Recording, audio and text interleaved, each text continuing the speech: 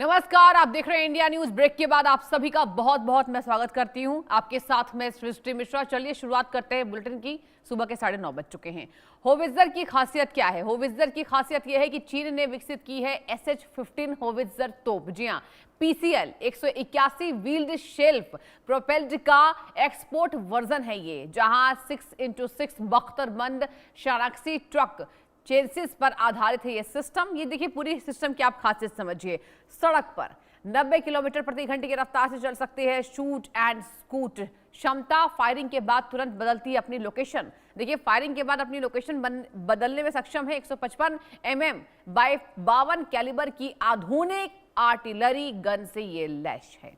सामान्य गोला बारूद से 30 से 40 किलोमीटर तक सटीक अटैक करने में ये सक्षम है। आपको बता दें कि आखिर क्या खासियत है और आखिर क्यों पाकिस्तान में अभी डर का माहौल है। ऑपरेशन सिंदूर के बाद भारत पाकिस्तान सीमा पर सैन्य गतिविधियां एक बार फिर चर्चा के केंद्र में। दर्शकों, दरअसल पाकिस्तान को फिर से ऑपरेशन 2.0 का डर सता रहा है। आसिम मुनीर ने चीन से हासिल की गई 250 अत्याधुनिक SH-15 होवित्जर तोपों को भारत से लगी पश्चिमी सीमा पर यहां तैनात करना शुरू कर दिया है। भारत से लगी पश्चिमी सीमा पर, जी हां, ये 155 मिलीमीटर की truck mounted self propelled artillery system है, जिनकी सबसे बड़ी ताकत है इनकी लंबी मारक क्षमता और तेजी से स्थान बदलने की क्षमता इसमें मानी जाती है। अब सैन्य सूत्रों के मुताबिक इन तोपों की जो रेंज है विशेष गोला बारूद के साथ 72 किलोमीटर तक ये पहुंच सकती है, जिससे सीमा के नजदीकी मौजूद कई रणनीतिक क्षेत्रों पर नजर रखने और फायर पावर बढ़ाने की क्षमता मिलती है। बताया यह भी जा रहा है कि पाकिस्तान इन सिस्टम्स को उत्तर से दक्षिण तक विभिन्न संवेदनशील सेक्टर में तैनात कर रहा है। विशेषज्ञों का मानना है कि ये कदम ऑपरेशन सिंदूर के दौरान हुए नुकसान की भरपाई और अपनी आर्टिलरी ताकत को आधुनिक बनाने की रणनीति का हिस्सा ये पाकिस्तान का। जी हाँ,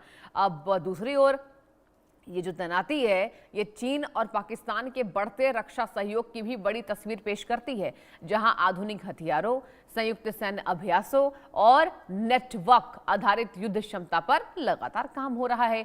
पाकिस्तान के आर्मी मुखिया शायद ये भूल गए कि भारत के पास भी, बता दें आपको, K9 व्रज जैसी आधुनिक आर्टिलरी प्रणालियां मौजूद हैं, लेकिन पाकिस्तान की नई तैनाती सीमा पर सैन्य संतुलन को लेकर नई बहस छेड़ रही है। रक्षा जानकारों का कहना है कि भारी संख्या में लंबी दूरी की तोपों की तैनाती से सीमा पर तनाव बढ़ सकता है और किसी भी छोटी सैन्य घटना के बड़े टकराव में बदलने का खतरा भी बरप रहा है।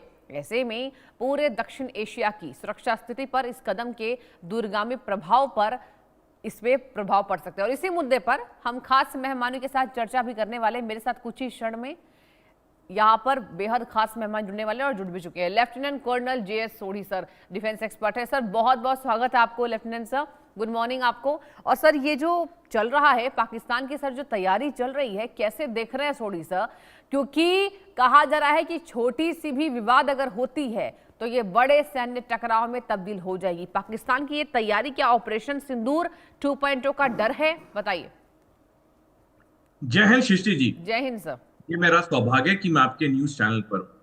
पिछले साल 4 जुलाई को lieutenant general Rahul R Singh, जो कि भारतीय थल सेना के deputy chief of army staff है, उन्होंने बयान दिया था कि जब ऑपरेशन सिंदूर चल रहा था तो चीन पाकिस्तान को भारतीय सेना के बारे में सेकंड टू सेकंड की पूरी जानकारी दे रहा था और चीन पाकिस्तान को इस्तेमाल करता है अपने हथियारों को टेस्ट करने के लिए, एक लाइव लेबोरेटरी के लिए। हाँ।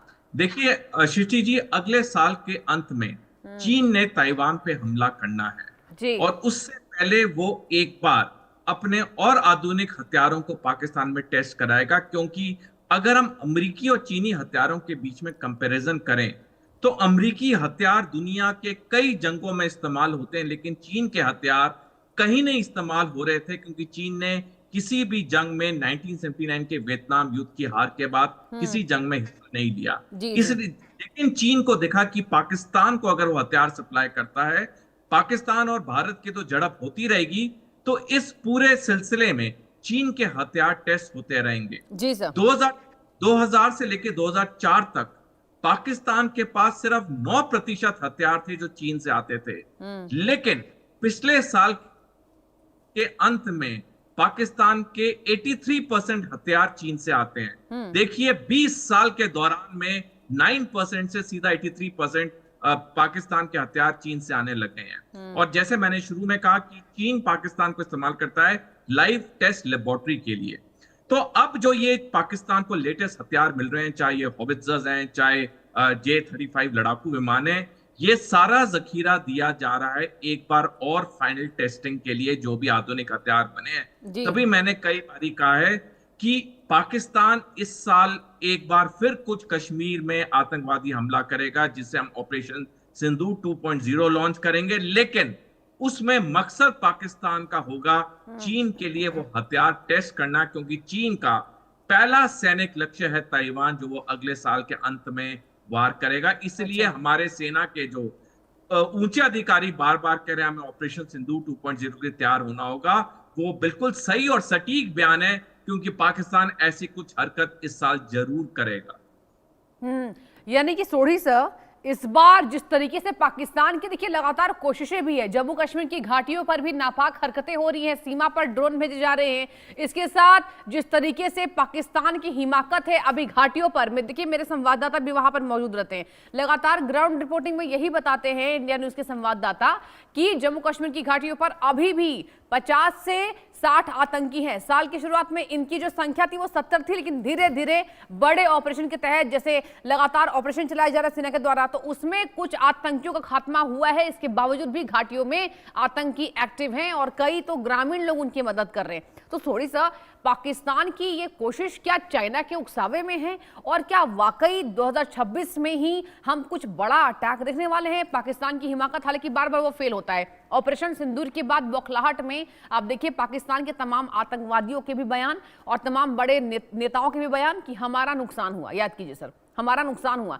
यानी कि पाकिस्तान मानता नहीं है, उनकी मीडिया चैनल्स ये बात को नहीं स्वीकारती है कि ऑपरेशन सिंदूर में हमने पाकिस्तान को पटखनी दी, और यही वजह है कि पाकिस्तान की तैयारी चल रही है। शशि जी, आपके सवाल का जवाब देने के लिए हमें इतिहास में जाना होगा। 24 जनवरी 1972 को पाकिस्तान के मुल्तान शहर में एक कॉन्फ्रेंस हुई थी, जिसे मुल्तान कॉन्फ्रेंस के नाम से जाना जाता है, और इसकी अध्यक्षता पाकिस्तान के वजीर आजम जुल्फिकार अली भुट्टो ने की थी। इस कॉन्फ्रेंस में पाकिस्तान के भविष्य के लिए 3 अहम निर्णय लिए गए। पहला, पाकिस्तान परमाणु हथियार बनाएगा, दूसरा, पाकिस्तान भारत में आतंकवाद को समर्थन करेगा, और तीसरा, आने वाले समय में पाकिस्तान भारत पे जंग करेगा जम्मू कश्मीर के। तो ये जो आतंकवाद का सिलसिला शुरू हुआ, पहले पंजाब में 15 साल पाकिस्तान ने आतंकवाद मचाया, और फिर 36 साल से लगातार जम्मू कश्मीर में आतंकवाद हो रहा है। पाकिस्तान जम्मू कश्मीर में आतंकवाद पूरी तरह से कभी खत्म होने देगा ही नहीं, क्योंकि उसका कारण यह है शशि जी कि इस रीजन को इस्तेमाल करके 2030 के बाद भारत पर पाकिस्तान